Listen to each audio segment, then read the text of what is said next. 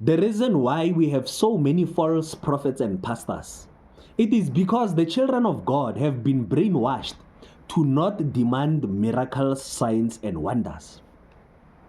Because they know very well that once you demand those things, it will be clear who is who. It will be clear who is called and who is not. It will be clear who is connected to God, who has the phone number of Jesus, and who doesn't. The whole Bible, every book in the Bible talks about the miracles, signs, and wonders of God. But today, the whole church is encouraged not to look at miracles, signs, and wonders. They say those things will lead you to deception. But the whole Bible, every prophet in the Bible talks about the miracles, signs, and wonders of God. So now I want to ask, what must we do? Because the Bible demands that the men of God must perform miracles, signs, and wonders. In the book of James, chapter 5, verse 14 to 15, welcome to my church, where the blind receive sight and the deaf start to hear. Is anyone among you sick? Let them call who? Is anyone among you sick? Let them call who? Let them call the elders of the church. Let them call the elders of the church. But the elders don't want to be called. When a person has cancer and that person is on stage 4, the elders don't want to be called. Is anyone among you sick? Let them call who to do what? Let them call the elders of the church to pray over them with oil in the name of the Lord.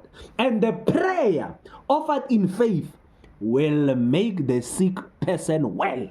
If it is offered in faith, if that elder has faith, that prayer will make the sick person well. We are witnesses. Our phone numbers are here. We are darking no one. So now, is anyone among you sick? Who must the children of God call? The God of the doctor, the God of the Sangoma.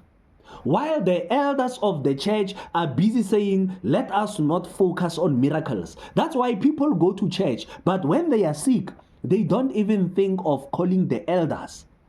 Because the elders have brainwashed them to just give them money for preaching the gospel. Just for talking. Mulomo Munandi 24. But when it comes to the practical part of the Bible, they tell you it is not about miracles, signs, and wonders. Go from Genesis to Revelations and tell me, is there any book where the men of God don't talk about the miracles, the signs, and the wonders of God? Every book in the Bible talks about that. But they want to brainwash you not to demand that from them. You know, Moses, after he took the children of Israel out of Egypt with 10 plagues, strong plagues from the hand of Pharaoh, when they got to the desert, they were thirsty. And they said to Moses, we need water. Give us water right now. We are thirsty. Thousands and thousands and thousands of people in the desert telling Moses, give us water. Moses said, do you want to test the Lord? Those people demanded water. And if Moses was playing, they were going to stone him. They demanded a miracle there and there. Moses ended up giving them water from a rock and they drank. And at the end of the chapter, at the end of the verse, it says, those people were saying, is the Lord among us or not? How are you going to know if the Lord is among us or not? If someone is not doing these things, you are thirsty, you are in a desert, you are about to die, you are about to faint. Where is the Lord that gave people water to drink in a desert? You are sick, you have a problem. You are not testing God. You need a solution for your problems. And the Bible says you must call that man of God so that he can pray for you. And that prayer is supposed to make you well. What must you do if you don't have medical aid? What must you do if the doctor says there is nothing I can do? What must you do? Must you just say, don't look at the miracles and die in peace? While a man of God is there preaching 24/7, arguing with us. But when it comes to the practical part of the Bible, they don't want to work. You know, even Jesus, they called him and said, you say you are called, you are a son of God, show us a sign. Jesus said, I've performed thousands and thousands and countless of miracles. They said, no, we didn't see you. Show us a sign. The people were demanding to see, because seeing is believing. But people today, they just want you to believe what you don't see. They don't want to prove that God has sent them. Fine. You will argue and say it is not about that.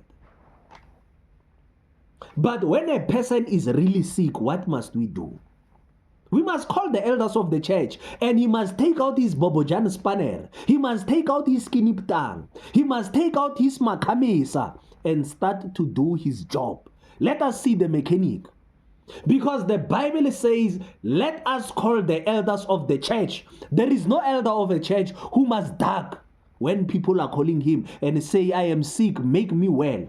The doctor says, there is nothing I can do. There is no more hope. Make me well. This is what we are supposed to demand from the men of God. People must not come with thousands of excuses and say, you must pay before you see that man of God. There is no one who ever paid to see Jesus. People will come and put money so that it will be a stumbling block, so that you will be afraid to go to them and demand that miracle that God promised in the Bible. The men of God are supposed to do the work of God. No more ducking. Put pressure, so that we can see who is called and who is not. If you are not called, step down. Because God is not going to back you up. If you are not called, step down. The church must start demanding miracle signs and wonders. You cannot be a blind follower and just follow a person because he has a degree of theology. We can't follow people when they don't have the Spirit of God. It's about time we start demanding miracle signs and wonders. When the children of God are sick, they run to ZCC. When the children of God are sick, they run to Umboro. When the children of God are sick, they run to Sangomas. But at the end of the day, you come and call those people a cult. While you are not doing anything for them. When they take a plane and go to TB Joshua, you start talking.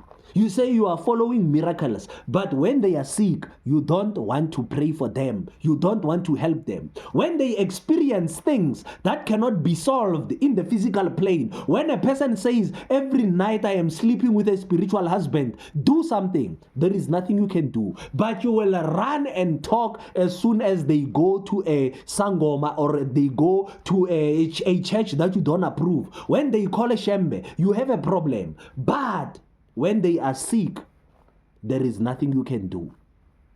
It's about time we start living what the gospel is saying. You are quick to call people cults, but when it comes to action, there is nothing you can do. It's about time the church starts putting pressure on the elders. The elders must start doing their job so that the children of God don't go around following Sangomas for spiritual problems. Because there is a very long queue there by the Sangomas, and it is the Christians that are there. But the next thing, you are going to come and criticize other churches.